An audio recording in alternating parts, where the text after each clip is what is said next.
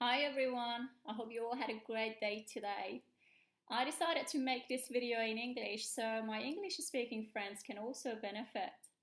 There is very limited information, if anything, on autism spectrum disorder in Farsi, which is the Persian language. And that is why I've decided to make some videos on this topic for my Persian friends.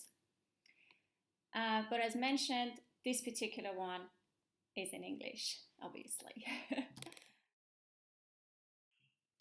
Autism spectrum disorder is a developmental disorder. And although the individuals experience different neurodevelopmental and social disabilities, there are some common features.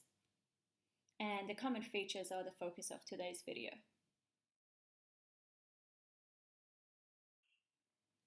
These common features usually divide into three major areas, including social, emotional, and cognitive.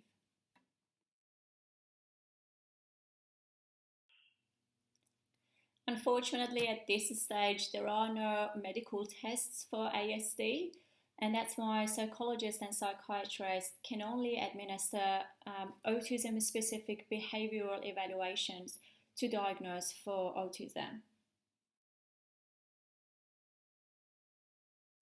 And the way it's done usually in Australia, as far as I know, a group of psychologists and psychiatrists administer certain autism-specific behavioral evaluations, which would test emotional, social, and cognitive functioning in certain individuals in order to make the diagnosis. So it's not a one person's decision; it's actually a team effort.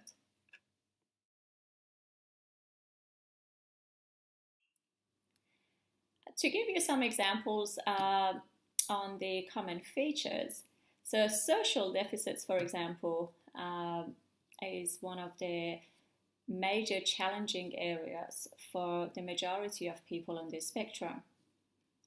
Something that you and I might take for granted, opening and concluding a conversation with someone.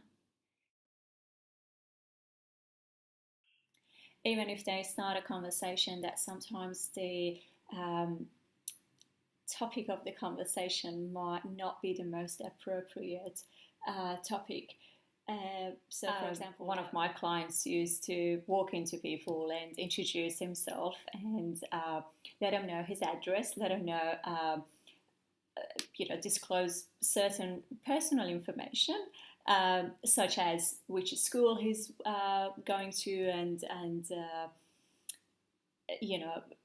his address, his surname, and also asking them about the same information. And people were just looking at him and looking at me and sort of wondering whether or not they should really disclose the information. Another common social deficit among individuals on this spectrum is to establish and maintain eye contact.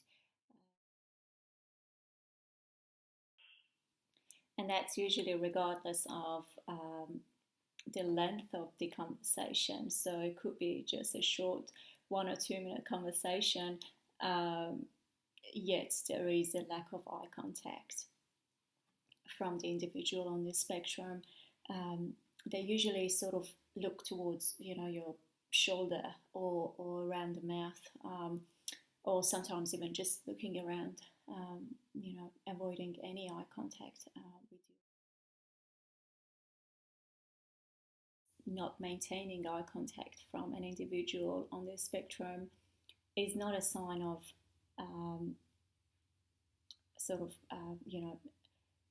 lack of interest in the conversation or in you or in the situation.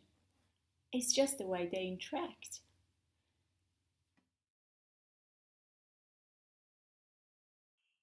So moving on now to emotional deficits.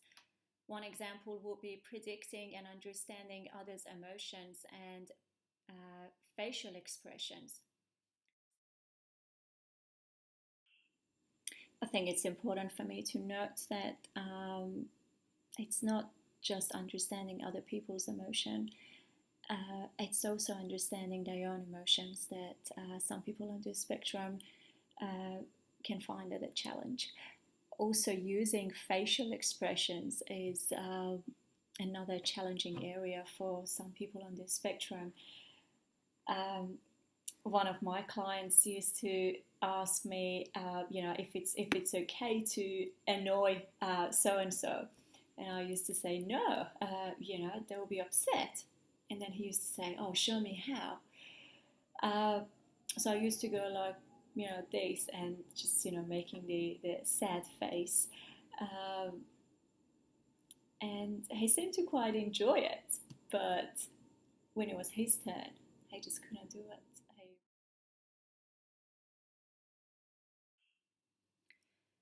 And last but not least, cognitive functioning. Some examples include touch. Most of the individuals on the spectrum are quite sensitive to touch.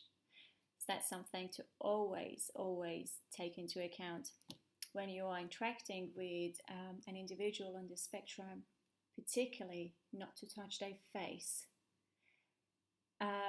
Some might show no reactions, but for others, that might be, quite a sensitive area. I've been very lucky. I sometimes get a hug from my clients when I finish work, but I'm always careful not to touch their face.